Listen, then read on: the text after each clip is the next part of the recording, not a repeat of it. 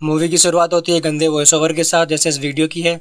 इस voice over में movie का प्लॉट सेटअप करने के लिए वेपन के बारे में बताया जाता है, पर वो हक देते हैं। इस मूवी का विलन अर्थ, जिसका नाम शुरुआत में नहीं बताया गया है, पर उसको पृथ्वी सुकुमारन ने प्ले किया है, तो हम इसको अर्थ बोलेंगे। तो अर्थ ने वेपन की नल्ली सिक्योरिटी पर हमला करके वेपन को लूट लिया था, पर जिस काम के लिए उसको लूटा था उसको छोड़कर ये अधमरे आदमी को लोरी सुनाकर इंडियन मिलिट्री को 3 दिन का टाइम देता है, जिसका सेंस मुझे बनता दिख नहीं रहा है। अगर तुम्हें बने तो कमेंट में बता देना। 1 मिनट, ये सारे मिलिट्री के बंदे यहाँ इसका वीडियो कॉल एंजॉय कर रहे हैं, पर इन चूतियों को जब इसने बुलाया तब गए क्यों नहीं। बैक टू द कहानी। पॉपकॉर्न खा के अर्थ का वीडियो एंजॉय करके एक अच्छा सा प्लान बनाकर काम करने के बजाय ये सब ये डिसाइड करते हैं कि 2 ऑफिसर को ये काम देंगे, सॉरी एक बुड्ढे और एक बंदर को ये काम देंगे।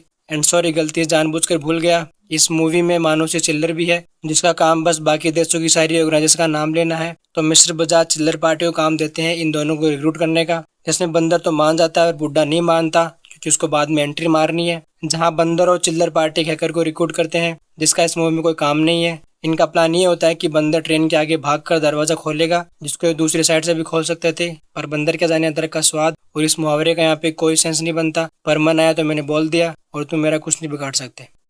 बैक टू द कहानी। ये स्टाइल में टनल में घुसता है जहाँ ये पकड़े जाते हैं, क्योंकि बुड्ढे को यहाँ पे एंट्री मारनी थी। इस मूवी का बजट थोड़ा हाई था, तो बुड्ढे और बंदर 1-2 गुलाटे और मारते हैं, पर पकड़े जाते हैं और रिवील होता है कि ये अर्थ नहीं बल्कि इनका पुराना दोस्त है।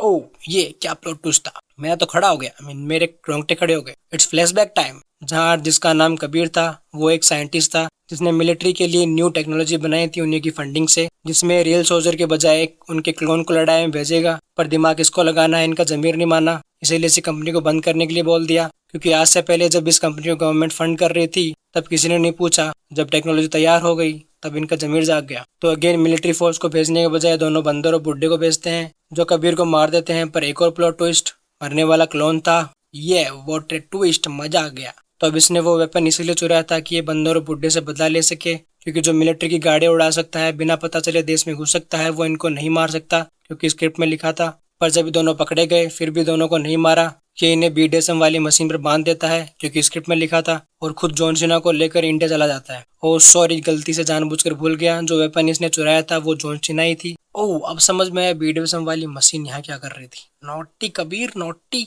वैसे तो इतना इंपॉर्टेंट नहीं है, पर जॉन सीना जो एक साइंटिस्ट थी, उसने वकांडा की सील बनाई, पर गलत हाथों में ना पड़ जाए, इसलिए इसने अपने पेट में दिमाग में उसको कोड डाल लिए। पता नहीं कैसे, मैं इतना पढ़ा लिखा नहीं हूँ। बैक टू द कहानी। अर्थ वकांडा की सील को डिसेबल करके इंडिया के ऊपर मिसाइल गिरा देता है। क्यों? ये राज भी उसी के साथ चला गया। पर बुड्ढे और बंदर अपने क्लोन से फाइट करके आयरन मैन 2 के सस्ते रिप्लेस को मार के बंदर ट्रक की दूसरी तरफ चल रही गाड़ी की पैसेंजर सीट पर बैठकर देश को बचा लेते हैं। तो बॉयज एंड गर्ल्स, इस कहानी से हमने क्या सीखा? यही कि अगर कबीर को मारते टाइम आजू बाजू देख लेते, जब क्लोनिंग की टेक्नोलॉजी उसी लैब में थी, तो लैब को उड़ा देते और कबीर और लैब दोनों का किस्सा खत्म होता था। या फिर इस समझदार इंसान ने बैकअप के लिए बुलाया था तो बैकअप भेज देते तो कबीर का किस्सा खत्म। या फिर जब ये 10 मिनट तक बकबक कर रहा था तो इसने अगर इसको गोली मार दी होती तो कबीर का किस्सा खत्म।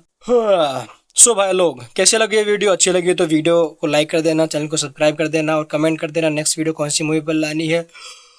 बाय।